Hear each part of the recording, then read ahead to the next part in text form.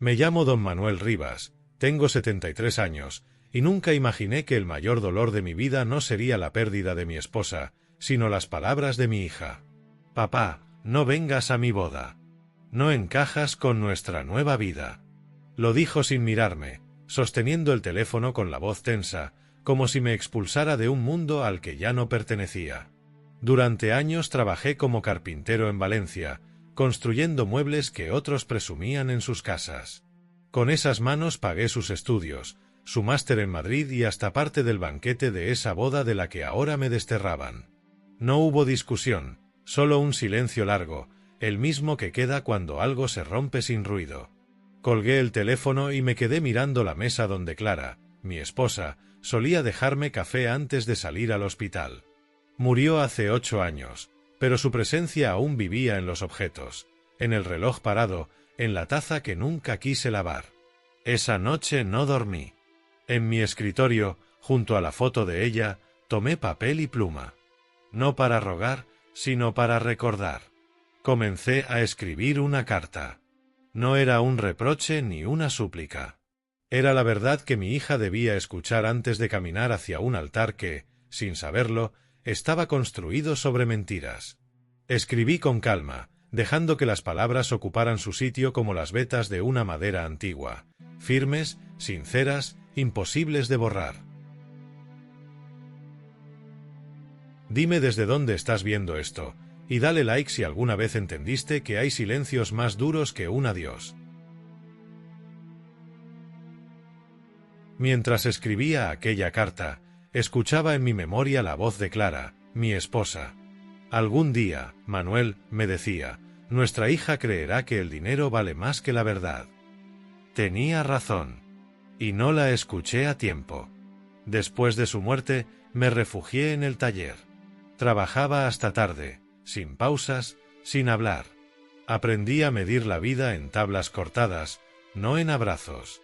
Cuando Laura, mi hija, conoció a Sergio, el abogado, pensé que al fin había encontrado un buen hombre. Educado, de familia bien, con palabras suaves y gestos calculados. Al principio, parecía encantador. Me hablaba de proyectos, de viajes, de su bufete en Madrid. Le regaló flores a Laura, me dio la mano con firmeza y hasta citó a Machado en la cena. Pero los hombres que ensayan la bondad suelen dejar escapar el ensayo demasiado pronto. Noté las señales. Laura comenzó a hablar como él, a vestirse como él, a mirar el mundo con su tono exacto de superioridad. Una tarde vino al taller y dejó un sobre con el dinero para la mitad del banquete. Sergio quiere que contribuyas, pero solo si puedes, dijo con una sonrisa forzada. Si puedes. Aquella frase me sonó a examen. Le di el dinero sin discutir. No por orgullo, sino por no perderla. Las semanas pasaron. Cada vez que la llamaba, tenía una excusa, una reunión, un viaje, una prueba de vestido. Cuando por fin la vi, fue en una cafetería de la Gran Vía. Me saludó con prisa, como si hablara con un cliente. Papá, hay algo que quiero pedirte, dijo sin rodeos. Sergio cree que tu presencia podría incomodar a sus padres en la boda. La miré a los ojos. ¿Y tú qué crees, hija? Yo creo que es mejor evitar tensiones. Su voz temblaba, pero no era culpa. Era miedo. Ahí entendí que ya no hablaba conmigo. Hablaba como él. Volví al taller y me quedé horas mirando la mesa donde Clara cosía los manteles. Recordé su risa, su manera de poner la mano sobre mi hombro cuando todo fallaba. El respeto no se enseña, decía, se demuestra. Yo había fallado en eso. De tanto callar, había permitido que mi hija confundiera respeto con apariencia. Durante los días siguientes, cada frase de la carta se formaba sola. No era una carta de padre, sino de testigo. Le conté lo que ella nunca quiso oír, que Sergio había intentado acercarse a mis contactos del ayuntamiento, que me pidió recomendaciones laborales que no merecía, que hablaba de mi hija como si fuera parte de su patrimonio. Pero lo peor no fue eso. Lo peor fue ver cómo ella lo defendía. Papá, no entiende su mundo, me dijo una noche. Todo es cuestión de imagen. Esa palabra, imagen, fue el clavo final. Dejé de insistir. Comprendí que las palabras de un padre valen poco cuando el amor ciega. Sin embargo, Clara seguía hablándome desde el recuerdo. Algún día, Manuel, no podrás protegerla con tus manos. Pero aún podrás hacerlo con la verdad. Esa noche abrí el cajón donde guardaba una carpeta azul. Allí tenía copias de correos que un antiguo colega del bufete de Sergio me había mostrado hacía tiempo. Los leí despacio. Había irregularidades, nombres, contratos firmados con 2 caligrafías distintas. Un fraude elegante, vestido de corbata. Pensé en destruirlo todo. Pensé que no era mi lugar intervenir.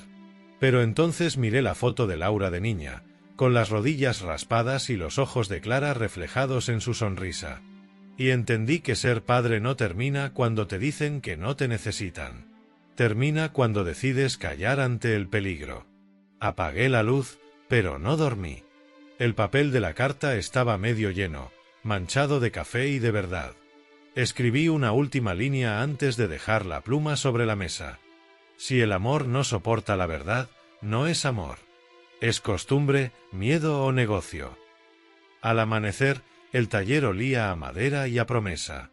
Sabía que mi hija no quería oírme. Pero la verdad, tarde o temprano, siempre encuentra la manera de entrar, aunque sea en forma de sobre blanco, entre los regalos de una boda que ya empezaba a oler a mentira. 2 semanas antes de la boda, cuando el calor de julio apretaba en Valencia, recibí una llamada inesperada. Era Rosa, una antigua compañera de Clara del hospital. No hablábamos desde el funeral. Su voz sonaba urgente, sin preámbulos. «Manuel, tengo que decirte algo sobre Sergio», susurró. No me gusta meterme, pero no podría dormir si callo. Me quedé de pie, con la mano apoyada en el banco de trabajo. Afuera, las cigarras rugían como si también esperaran mi respuesta. «Habla, Rosa. Ese hombre no es lo que parece. Trabajó hace años en una fundación privada. Lo echaron después de que salieran a la luz unos documentos falsificados. Hubo denuncias, pero lo taparon para no manchar el nombre de los inversores». «¿Estás segura?», pregunté, aunque ya sabía que sí. «Demasiado. Y hay más, tu hija no lo sabe». Colgué con el pulso temblando. No era rabia. Era miedo. Miedo de que Laura, tan parecida a su madre en su nobleza, estuviera cayendo en manos de un hombre que veía el amor como una inversión. Esa misma tarde tomé el tren a Madrid. Llevaba conmigo una carpeta con la dirección del bufete donde él decía trabajar. Llegué sin cita, fingiendo ser un cliente. La recepcionista, amable, me pidió esperar. Desde el pasillo pude verlo. Traje gris, corbata burdeos, sonrisa estudiada. Hablaba con un socio, con esa seguridad que solo da la mentira bien practicada. En la pared, un cuadro de una balanza dorada. Ironía o presagio. Salí antes de que me descubrieran. Caminé por la Gran Vía hasta que el cuerpo me pidió aire. Entré en una iglesia vacía y me senté. No recé. Solo pensé. Recordé a Clara. Cuando estábamos recién casados, ella siempre decía: «Manuel, el amor no se demuestra con flores, sino con verdad». Esa frase me acompañó de regreso a casa. Al llegar, encendí una vela junto a su foto. Le hablé como quien rinde cuentas. «No puedo quedarme quieto, Clara. Ella no lo ve. No ve lo que él es». Me senté frente a la carta. Hasta ese momento era solo un adiós dolido, ahora debía ser una advertencia. Abrí la carpeta azul y añadí copias de los documentos que Rosa me había enviado, los contratos falsos, los nombres de las empresas, la fecha del expediente cerrado por falta de pruebas. No era una venganza, era una verdad con dirección exacta. Escribí, con letra firme: «El amor sin verdad es una casa sin cimientos. Y las casas falsas se derrumban con el primer temblor». Cuando terminé, cerré el sobre y lo dejé sobre la mesa. Me quedé mirándolo largo rato. En su silencio cabía toda mi vida, los años de trabajo, las noches sin dormir, los besos de mi hija antes de irse al colegio. Todo reducido a unas páginas que podían destruir o salvar. El día siguiente amaneció con un calor denso. Fui al taller, pero no trabajé. Me senté frente a una silla vieja que llevaba meses esperando reparación y la observé. Pensé que Laura era como esa silla, hermosa, pero sostenida por un clavo flojo que nadie veía. Y comprendí que arreglarla no era trabajo de carpintero, sino de padre. Esa noche recibí una videollamada de Laura. «Papá, ¿por qué no puedes ser feliz por mí?», me dijo con los ojos cansados. «Porque no confío en quien te borra la voz», respondí. «No digas tonterías. Sergio me cuida. Te dirige», corrigí. «No quiero discutir», cerró ella. «Y, por favor, no vengas. Lo digo por tu bien. Por mi bien». Apagué el teléfono con calma. Esa frase, «por tu bien», fue la misma que dijo el médico antes de desconectar a Clara. Comprendí entonces que a veces el bien de los demás es solo la manera educada de pedirte que desaparezcas. Esa noche, mientras la vela se consumía, escribí una nota corta para acompañar la carta. En el sobre, con mi mejor caligrafía, puse: «Léela antes de decir tus votos. Si después de leerla aún crees que es amor, tendrás mi silencio para siempre». Guardé todo en una carpeta blanca, limpia, sin nombres visibles. Al amanecer, tomé el primer tren hacia Toledo, donde se celebraría la boda. No llevaba traje ni corbata. Solo la carta, un bastón y la calma de quien ya no espera ser comprendido. El viaje fue largo y silencioso. En el vagón, una pareja de jóvenes hablaba de futuro, de planes, de hipotecas. Pensé en cómo todos construimos castillos de aire hasta que llega el viento. Al llegar, me bajé en la estación y caminé hasta la finca. Era enorme, con cipreses alineados y un portón que olía a perfume caro. Detrás, se oía música de ensayo y risas de invitados. No quise acercarme demasiado. Esperé en la entrada a que llegara el organizador, un hombre delgado con auriculares y carpeta en mano. «Disculpe», le dije. «Tengo un sobre que debe llegar al novio». «¿Es usted familia?», preguntó sin mirarme. «No exactamente. Pero es importante». El hombre dudó. Saqué un billete de 20 euros y lo deslicé en el sobre. «Por favor, entréguelo con los regalos. Que lo lea antes de la ceremonia». Lo aceptó, murmurando algo sobre detalles del protocolo. Yo me aparté y caminé hasta un muro de piedra, desde donde se veía parte del jardín. Vi llegar los coches, los trajes, los vestidos. Todo brillo, todo apariencia. Y entre ellos, a mi hija. Vestida de blanco, radiante, pero con los ojos vacíos. Su sonrisa era un guión aprendido. A su lado, Sergio, perfecto en su papel. Nadie habría imaginado el vacío que se escondía detrás de ese nudo de corbata. Las campanas comenzaron a sonar. Y yo, desde mi rincón, recé sin fe, pero con esperanza, que la verdad llegara antes del sí. Esa fue mi última plegaria como padre. No por devoción, sino por amor. Un amor que, aunque no fue invitado, aún sabía dónde debía estar. El día de la boda amaneció limpio, cielo alto y un aire de agosto que pegaba en la piel como barniz recién puesto. Tomé el tren de las 9:05 a Toledo con una bolsa pequeña, agua, mi bastón, el sobre blanco que había dejado listo la noche anterior y una foto de Clara doblada dentro de la cartera. No iba a entrar. Iba a cumplir un deber y a quedarme en la sombra. La finca estaba a 10 minutos en taxi de la estación, camino de la carretera de Ávila. Al acercarnos, vi el portón de hierro abierto y dos aparcacoches con chaqueta azul, moviendo las manos como directores de orquesta. Cipreses en fila, grava crujiente, un camino hasta una casa de piedra con contraventanas verdes. Detrás, un jardín arreglado a plomada, parterres de lavanda, un seto recortado, una pérgola con telas blancas ondeando en silencio. Un cuarteto de cuerda ensayaba bajo la sombra. Reconocí a Vivaldi por la ligereza de los arcos. Bajé del taxi antes del portón, pagué y caminé despacio. Junto a la entrada, un hombre delgado con pinganillo, el organizador, daba órdenes con una carpeta pegada al pecho. Me acerqué con calma. «Buenos días», dije.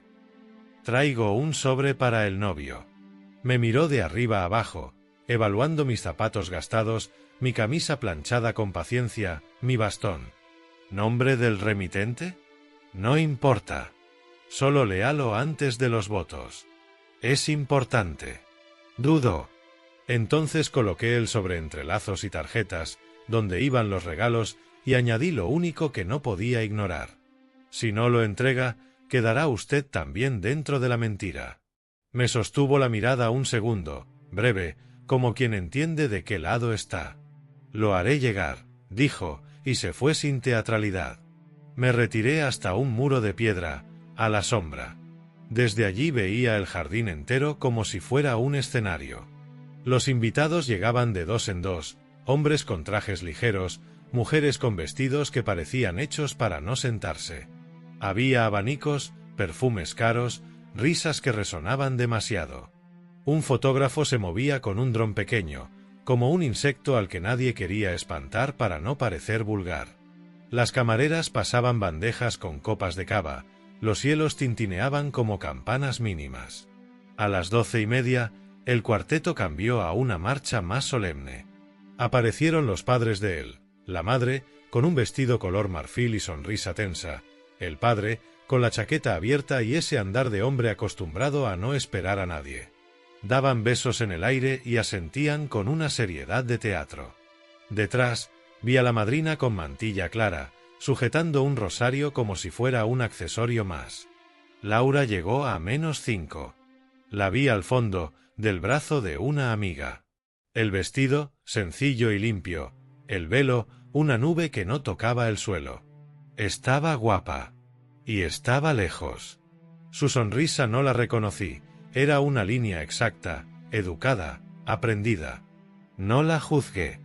La miré como se mira una silla que aún no sabe si aguanta el peso, con amor y con oficio. Sergio apareció por una puerta lateral de la casa, con 2 testigos detrás. Traje azul oscuro, corbata de nudo recto, un reloj que captó el sol un instante. Saludó a varios invitados con palmadas medidas, la mandíbula apretada.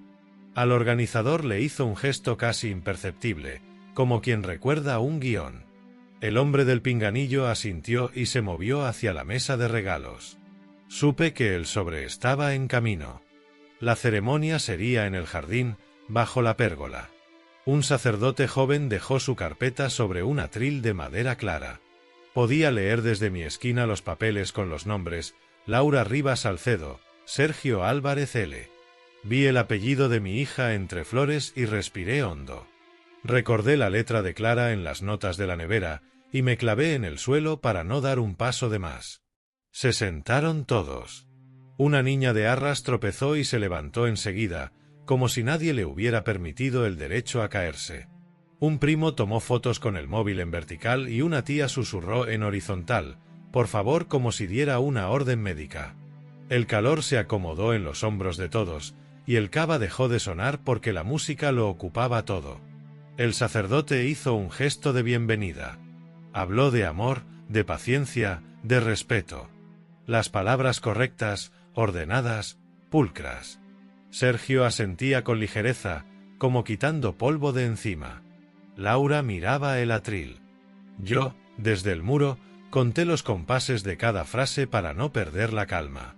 Entre una lectura y otra, el organizador se acercó al novio con discreción y depositó el sobre en su mano, como quien devuelve un guante perdido. Sergio lo miró con extrañeza. Lo guardó primero en el bolsillo interior de la americana. Después, por algún impulso que no vi pero conocí, el impulso del que cree dominarlo todo, lo sacó y rompió la solapa con un gesto rápido. Yo vi cómo se le aflojaba un músculo junto al ojo. Solo uno. Era el músculo de los hombres que reconocen un peligro por su olor. A mi alrededor, una pareja comentaba el catering, otra preguntaba por el DJ de la noche. Un niño pidió agua. La vida iba en su corriente, ajena al hilo fino que cortaba el aire entre las manos del novio y ese papel. Me quedé inmóvil. No era un espía, no era un héroe, no era nada más que un padre que ya había hecho lo que podía. Si él no leía, el mundo seguiría igual y yo me iría con mi verdad intacta y mi hija casada con una sombra. Si leía, el escenario entero tendría que aprender la quietud de los árboles cuando llega un viento distinto. El sacerdote pidió silencio para los votos. El cuarteto guardó los arcos, el dron se detuvo, los abanicos quedaron suspendidos. Sergio deslizó los dedos dentro del sobre. Laura entrecerró los ojos sin comprender. Yo sentí que el suelo bajo mis zapatos viejos tenía el mismo grosor que el día en que enterré a Clara, el grosor exacto que sostiene una decisión. Pensé en mi oficio, en las veces que desmonté una mesa para encontrar el tornillo que chirriaba, en la paciencia con la que se espera a que la cola agarre, sin apretar antes de tiempo. El amor sin verdad es una casa sin cimientos, había escrito. Y allí estaba la casa, levantada a fuerza de flores, música y siluetas. Faltaba saber si el cimiento resistía el peso de una lectura. El viento movió las telas de la pérgola. Una sombra cambió de sitio. Sergio bajó la vista al papel. Laura dio un paso mínimo hacia él, buscando un ancla. Nadie más vio nada. Yo sí. Yo vi la grieta hacerse línea en la fachada perfecta. No entré. No tosí. No hice ningún gesto.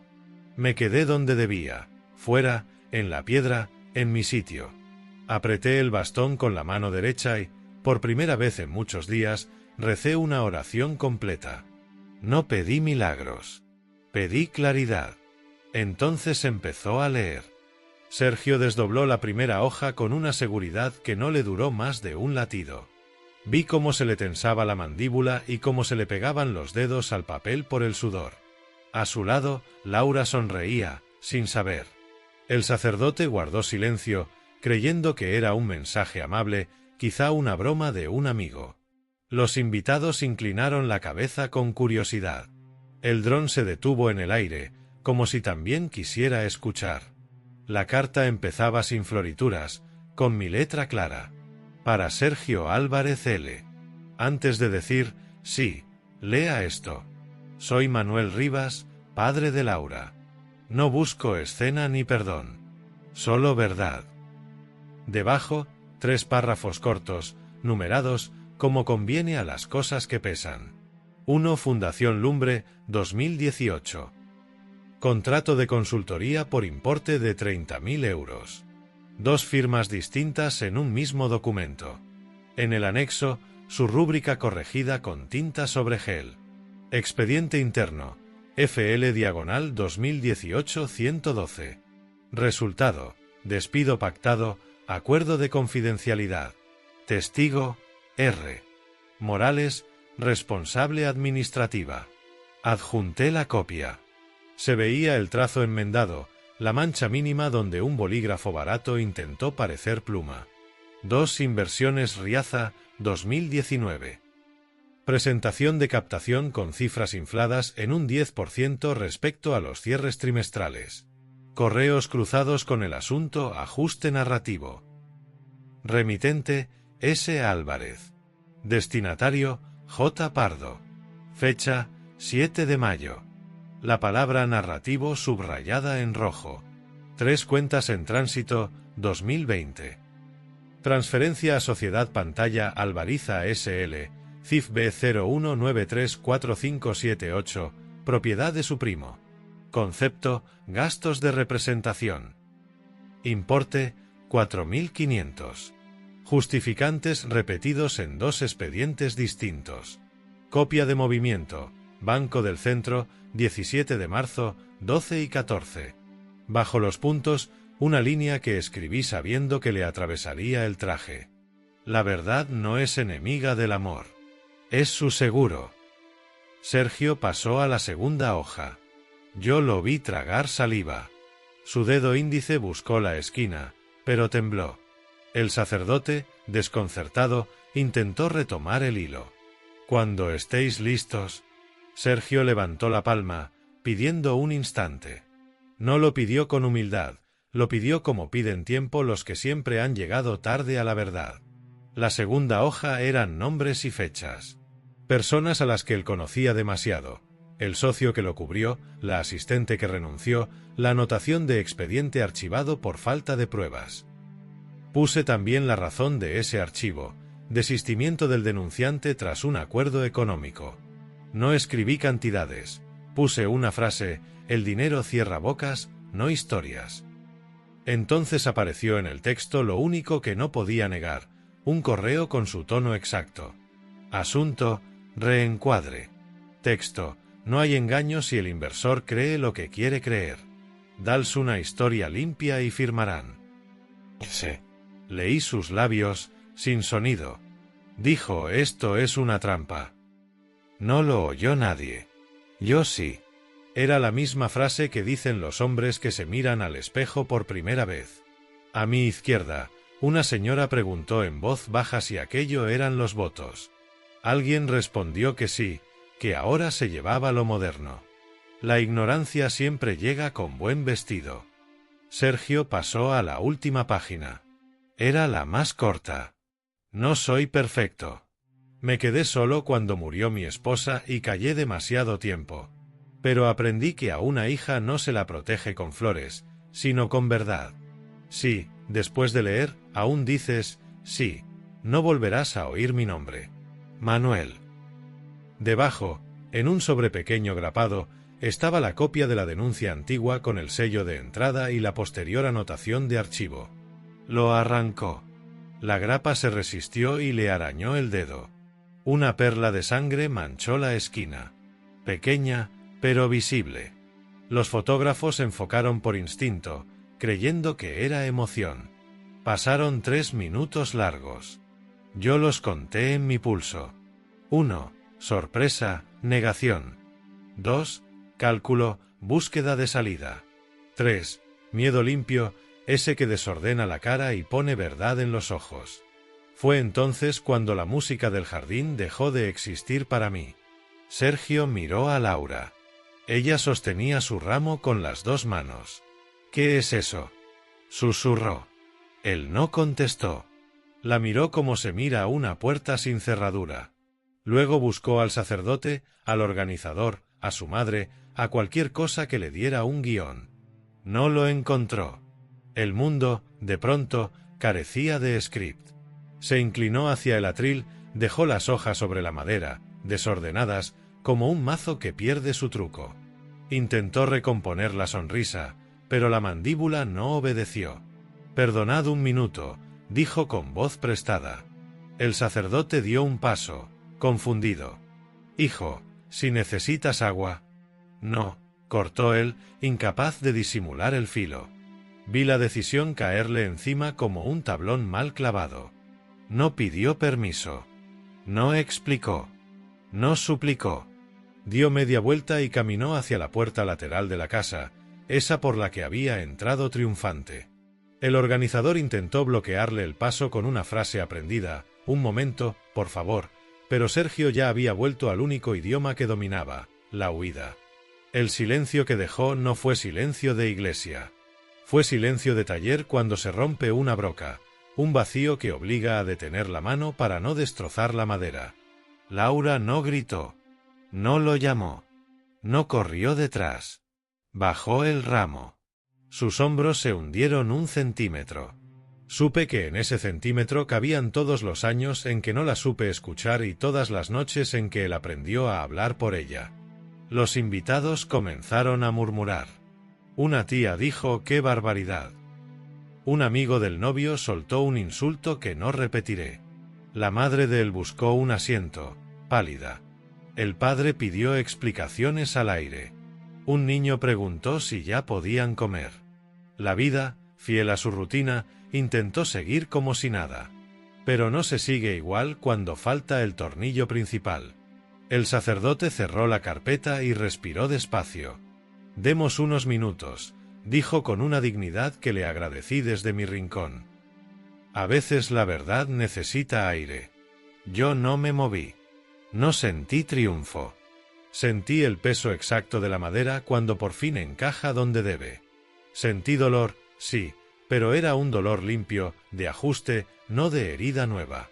Un camarero recogió del suelo la hoja con la sangre en la esquina y la dejó sobre la mesa de regalos, sin saber que estaba poniendo un sello a la escena. El dron descendió, vencido por la falta de historia. Un perro de la finca, ajeno a todo, cruzó el jardín y se sentó a la sombra. Laura miró alrededor, como quien despierta en una casa que creía suya y descubre que los muebles están clavados al suelo de otro. Entonces se llevó la mano al pecho, no para llorar, sino para respirar. Dio un paso atrás, luego otro. Una amiga la sostuvo por el codo. Ella se enderezó sola. Yo apreté el bastón. Pensé en Clara. Cuando llegue, me habría dicho, no la lleves.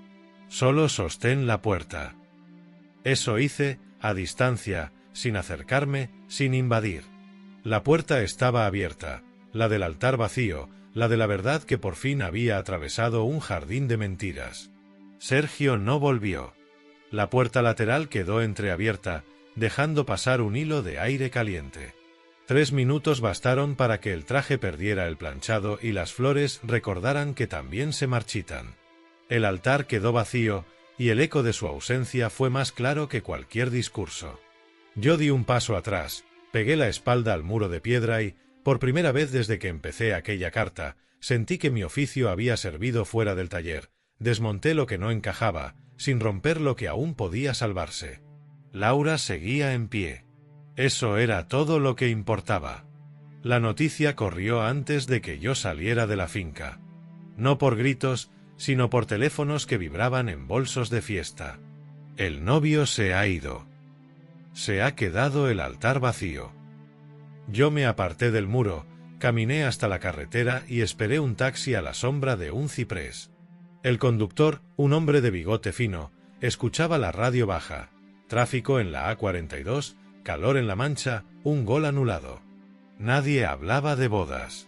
Mejor así. En la estación de Toledo tomé el tren de las 5:12. Me senté junto a la ventana. Saqué la cartera y comprobé que aún tenía lo esencial: mi DNI, el abono de cercanías, una foto de Clara doblada y el recibo de copistería de la calle de los libreros del día anterior, con hora las 9:41, por 3 copias B/diagonal N grapadas. 2 quedaron en el sobre, la tercera, en mi carpeta azul. El papel pesa menos que una mentira, pero cae más hondo. Llegué a Valencia a las 8:03. La ciudad olía a piedra caliente. Caminé al taller por la calle de la Paz, sin prisa. En el buzón había propaganda y una carta del ayuntamiento sobre el IBI del taller, vencimiento 30 de septiembre. La dejé sobre la mesa sin abrir el resto. Calenté un poco de sopa, corté pan, comí de pie. No sentí triunfo, sentí un cansancio antiguo de jornada terminada. En el banco de trabajo quedó un tornillo latón 4x35 que había olvidado. Lo guardé en su cajita. El orden pequeño sostiene la cabeza. A las 10:47 llamaron a la puerta. 3 golpes. Abrí. Era Laura. El vestido ya no estaba. Llevaba vaqueros, una blusa y un abrigo prestado. Tenía el maquillaje corrido y los ojos secos, como si se le hubieran acabado las lágrimas en el jardín. «Papá», dijo, y la voz se le quebró. «¿Por qué lo hiciste?» «La hice pasar». Cerré con el pestillo de siempre, el que chirría. Preparé agua en el cazo de esmalte azul. Ella se sentó en la silla que tiene una pequeña muesca en el respaldo. La hice yo en 1994. El reloj de pared marcaba en alto cada segundo, como si quisiera poner orden. «Porque nadie más iba a decirlo», respondí. «Y porque te quiero lo suficiente para parecer el malo». Se tomó la cara entre las manos. No lloró. La gente cree que el dolor grita, a veces solo respira. Puse 2 tazas sobre la mesa, té con una rodaja de limón. Deslicé hacia ella la carpeta azul. Dentro, la tercera copia, la denuncia archivada con sello de entrada, los correos con asunto ajuste narrativo, las notas con fechas. Arriba, la carta que ya había leído él, con mi firma. «No quiero que me cuentes nada esta noche», dije. Solo llévate esto. Léelo mañana, con luz. Si tienes preguntas, ven. Si tienes reproches, también. Abrió la carpeta, tocó los papeles como si quemaran, la cerró. Asintió. Nos miraban a todos, papá, susurró. Yo solo oía el murmullo, y vi su cara. No volvió. No vuelve quien no sabe volver, dije. El camino de regreso lo hace la verdad, no los pasos. Se quedó en silencio largo. Después habló sin rigidez, como cuando era niña y me preguntaba por qué la madera tiene vetas. Sergio dijo que tú querías arruinarnos. Quise detener una ruina, respondí. La tuya. Miró alrededor. Vio la taza que aún conservo de Clara, el metro plegable sobre el banco, el calendario de pared con los días marcados en lápiz. Se levantó, caminó hasta la estantería y cogió un paño. Empezó a limpiar sin decir nada. No era servicio, era buscar aire. ¿Puedo quedarme hoy aquí?, preguntó al fin. Puedes quedarte cuando quieras. La cama de invitados sigue siendo cama, no museo. Le di una sábana limpia. Ella dejó el móvil sobre la mesa en silencio. Vi 3 mensajes sin abrir, Sergio, 2, mamá Sergio, grupo boda, importantes. Apagó la pantalla. Eso fue suficiente. Antes de irse a la habitación, se volvió hacia mí. ¿Y si todo esto lo arreglan con dinero, como siempre?, dijo, con la voz sin filo. El dinero cierra bocas, hija, respondí. No corrige fechas. Y en esas copias hay fechas. Asintió. Se acostó sin zapatos. Yo me quedé en la cocina con la luz baja. Abrí mi cuaderno y escribí, con letra lenta, hoy no hubo victoria. Hubo aire. Cerré. Lavé las tazas, las dejé boca abajo. A medianoche, el silencio trajo sonidos nuevos. Un taxi que se iba, una moto, un vecino que arrastraba una silla. Mi teléfono vibró a las 12:12. Era Rosa. ¿Cómo está Laura? Contesté, en casa. Leyendo mañana. Rosa, el socio de Sergio, me llamó. Habrá movimiento. Apagué el móvil. A las 6:40 preparé café. Dejé una taza junto a la puerta de la habitación. Laura salió con el pelo recogido, la cara limpia. Tenía la carpeta en la mano, con un papel arriba, la copia de un correo, el del reencuadre. Me miró como quien ha visto el fondo de un vaso. Lo leí todo, dijo. No sé cómo pedirte perdón. No tienes que pedírmelo, contesté. Solo respira y camina recto. Se sentó. Me llamó anoche, añadió. Dijo que todo era narrativa tóxica, que lo tuyo es resentimiento. Que lo arreglaría. ¿Y tú?, le pregunté por Alvariza SL. Colgó. El reloj marcó las 7:05. Le ofrecí pan con aceite. Comimos sin prisa.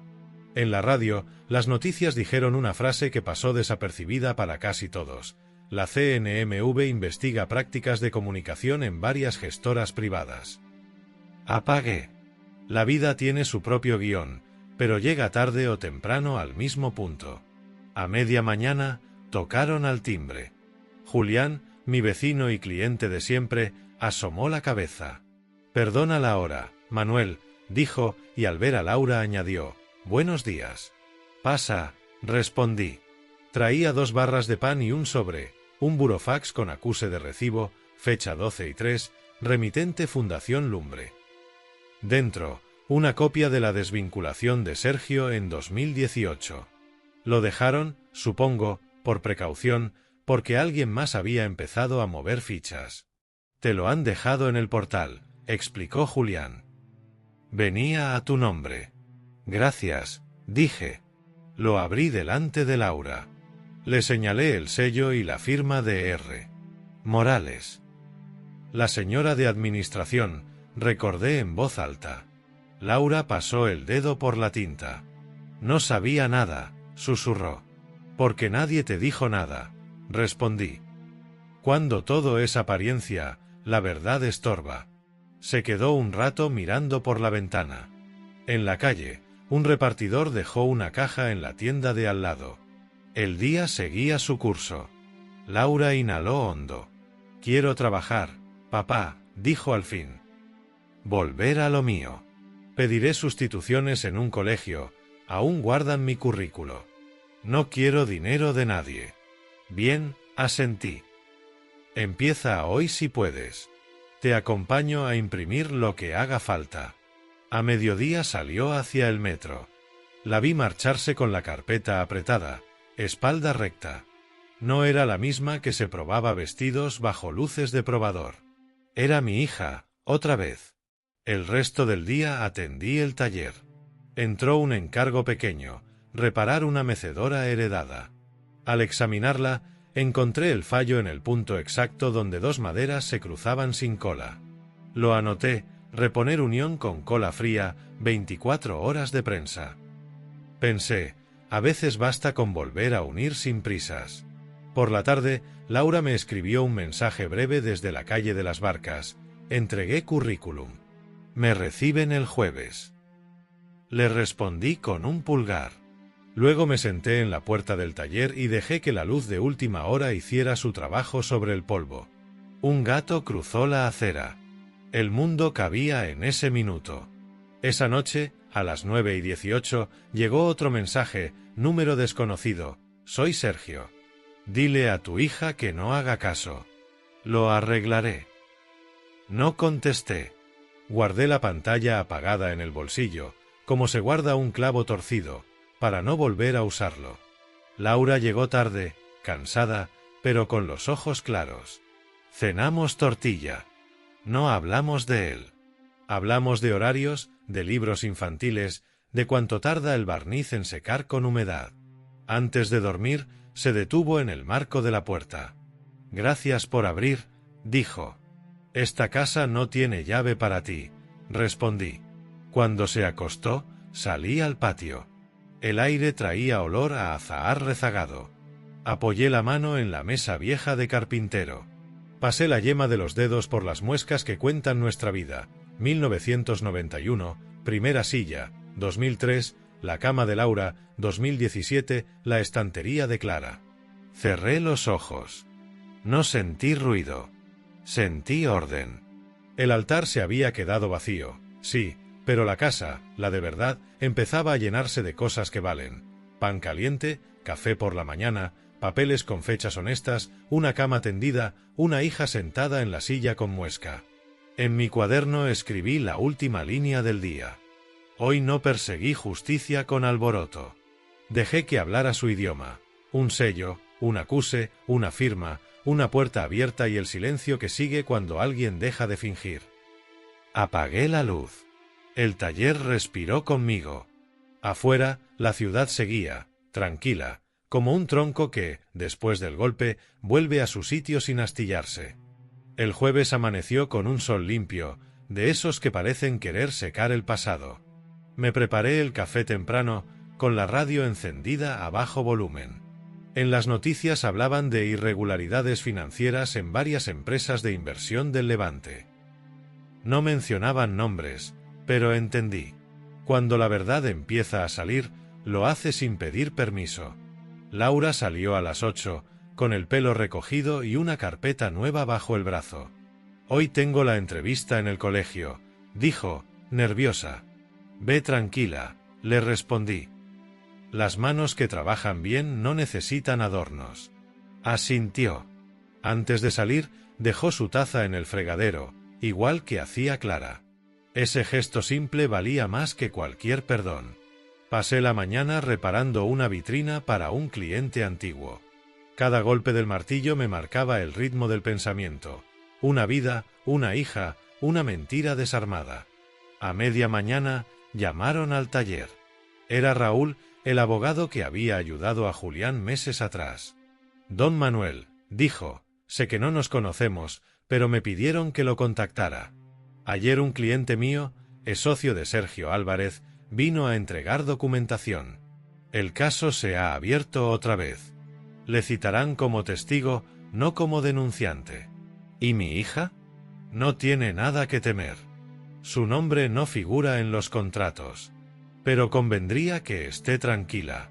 Gracias, hijo, respondí. Colgamos.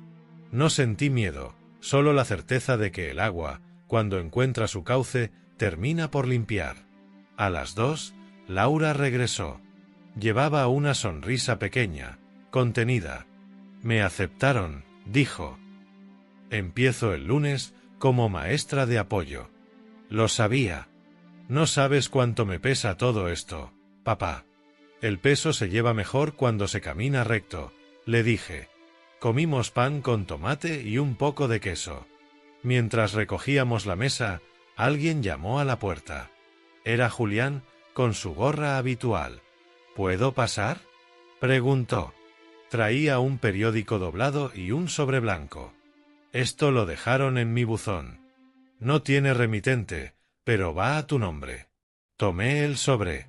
Dentro había una sola hoja, escrita con letra apretada. Manuel, necesito hablar contigo. No para justificarme, sino para entender cómo seguir. Estoy en Valencia. En el Parque del Río, junto al puente de Serranos, hoy a las 6. Sergio. Lo leí 2 veces. Laura, al ver mi expresión, preguntó. ¿Qué pasa? Tu pasado quiere conversar, le dije. ¿Vas a ir? Sí. ¿Quieres que te acompañe? No. Esto debe hacerse entre hombres, pero sin violencia. A las 5:30 caminé hasta el antiguo cauce del Turia. El sol bajaba lento, dorando las copas de los árboles. En los bancos había familias, ciclistas, turistas con cámaras. Lo vi enseguida, Sergio, con chaqueta ligera y una carpeta en las manos. Parecía más joven, más pequeño. Me acerqué sin prisa. Gracias por venir, dijo, levantándose. No vengo por cortesía, respondí. Dime lo que tengas que decir. Tragó saliva. He perdido todo. El bufete me cerró las puertas, los socios se apartan. Mi familia no me contesta. He pensado incluso en irme del país, pero antes necesitaba entender algo. ¿Qué? ¿Cómo hiciste para no odiarme? No lo esperaba. Lo miré despacio, buscando la mentira habitual, pero no la encontré. Había rendición en su voz. Porque el odio es otra forma de seguir atado, dije. Y ya te solté. Bajó la cabeza. Creí que podía controlarlo todo, que la apariencia bastaba. Pero la verdad siempre tiene mejor memoria. La memoria y la paciencia, añadí. Abrió la carpeta que traía. Aquí están los papeles de la fundación, los originales. Y una carta de Rosa, la enfermera. Dice que tú fuiste el único que actuó con respeto cuando Clara murió. No sé por qué me afectó leerlo. Porque la vergüenza, cuando llega, también salva, respondí. Se sentó otra vez. Quería pedirte que le digas a Laura que lo siento. No espero perdón, solo que sepa que no todo fue mentira. La quise, a mi manera. A tu manera la dañaste. Pero eso ya es pasado. ¿Y tú, Manuel? ¿Puedes dormir? Duermo, Sergio. Porque la verdad no necesita cerrar los ojos. Nos quedamos un rato mirando el río seco. Un niño pasó corriendo con una pelota. El ruido de las ruedas de una bicicleta se perdió en el puente. ¿Qué vas a hacer ahora?, le pregunté. Irme un tiempo al extranjero. Tengo un primo en Portugal. Dice que puedo empezar desde cero. Desde cero no se empieza nunca, le corregí. Se empieza desde lo aprendido. Y si aprendiste algo, ya es ganancia. Asintió. Me tendió la mano. Dudé un instante, pero la estreché. No porque lo merezcas, le dije, sino porque necesito que termines de hundirte sin mi sombra encima. Nos despedimos sin palabras. Caminé de vuelta por el parque. El aire olía a azahar y a tierra. Pensé en Clara, el respeto se gana o se pierde, decía.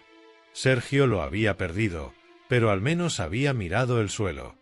Cuando llegué al taller, Laura estaba sentada en la puerta, esperándome. ¿Fuiste?, preguntó. Sí. ¿Y? Nada que no supiera. Quiere empezar de cero. ¿Tú lo crees? Creo que al menos ya sabe el tamaño de su caída. Entramos.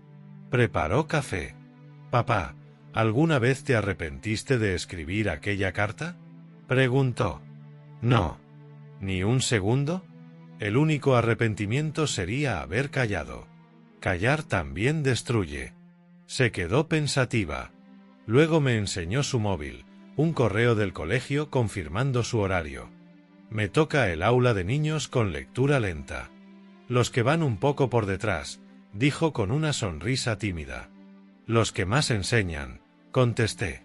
Cenamos pan y jamón. Después, ella se fue a su cuarto y yo me quedé escribiendo en el cuaderno. Hoy el hombre que arruinó mi apellido me dio la mano. No lo hice por él, sino por mí. El perdón no se entrega, se deja reposar hasta que deja de doler. A medianoche, el silencio del taller era limpio, sin peso. Afuera, el viento movía las ramas del limonero. Pensé en todo lo que había pasado, una boda rota, una carta, una verdad que encontró su sitio. La vida, como la madera, se encoge y se dilata, lo importante es saber cuándo no seguir forzando el clavo. A la mañana siguiente, Laura se marchó temprano a su nuevo trabajo. En la mesa dejó una nota: he llegado. Los niños son ruidosos, pero buenos. Gracias. La guardé entre las páginas del cuaderno, justo debajo de la última entrada. Me senté en el porche, con el café en la mano, viendo cómo el sol entraba por la ventana del taller. Pensé que, quizá, Clara estaría satisfecha. No por la justicia ni por el desenlace, sino porque, al fin, nuestra hija había vuelto a hablar con la verdad. El sonido del tren lejano marcó el final de la mañana. Todo estaba en su sitio. No había héroes ni culpables, solo personas aprendiendo a mirar hacia el suelo antes de volver a levantar la cabeza. Y en ese equilibrio silencioso supe que el amor, el verdadero, no se mide en bodas ni en anillos, sino en la calma de saber que la verdad ya no necesita testigos.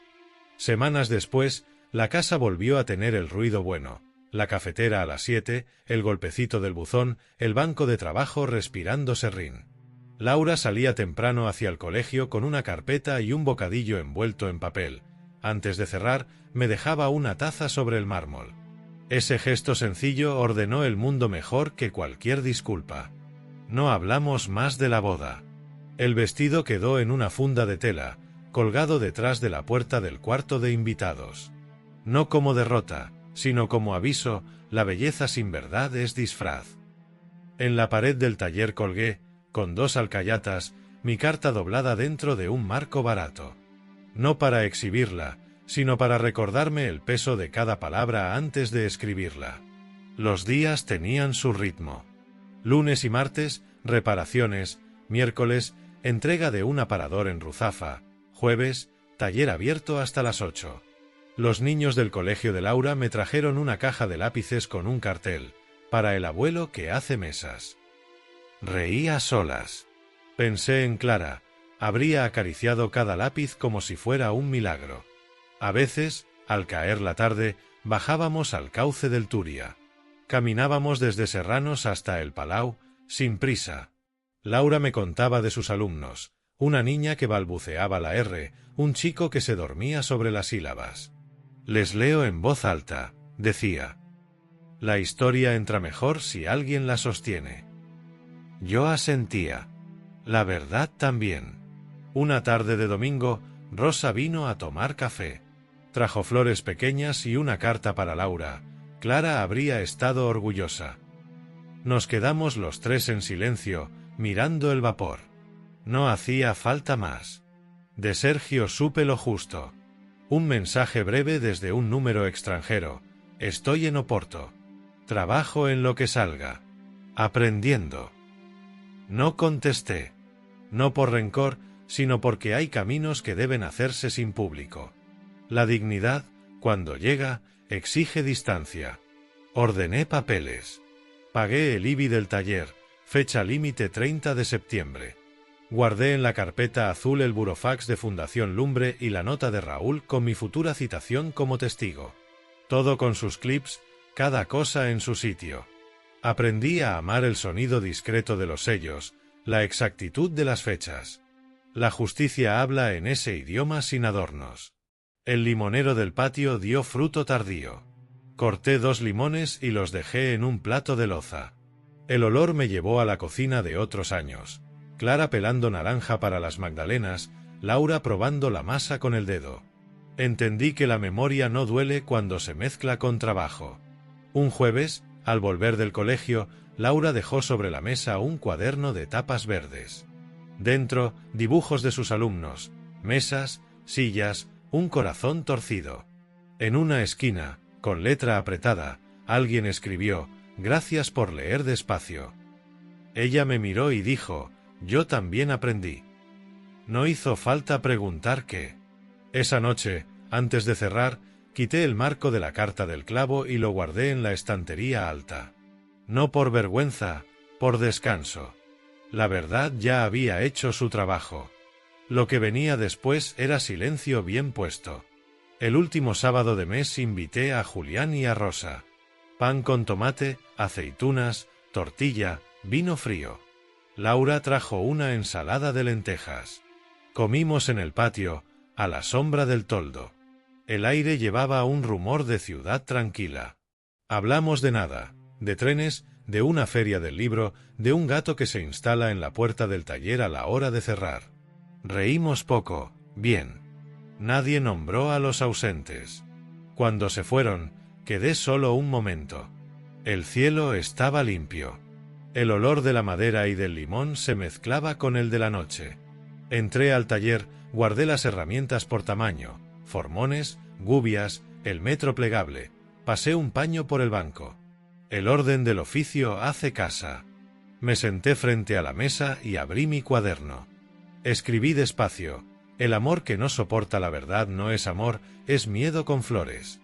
La carta no rompió nada que estuviera firme. Solo quitó el andamio de lo falso. Cerré. Apoyé la mano sobre la tapa, como quien sella un cajón. Al amanecer, Valencia despertó con luz dorada. Puse la cafetera. Laura salió del cuarto con el pelo húmedo y una sonrisa corta, trabajada. Dejé su taza junto a la puerta. Ella tomó un sorbo y dijo: «Hoy leeremos un cuento sin prisa». Asentí. Abrió, me besó la mejilla y se fue, con paso claro. Me quedé un rato en el umbral. El taller olía a pan tostado y a cola blanca. En el patio, el limonero proyectaba una sombra delicada sobre las baldosas. El mundo, por fin, tenía el volumen correcto. Apagué la radio. Escuché el silencio.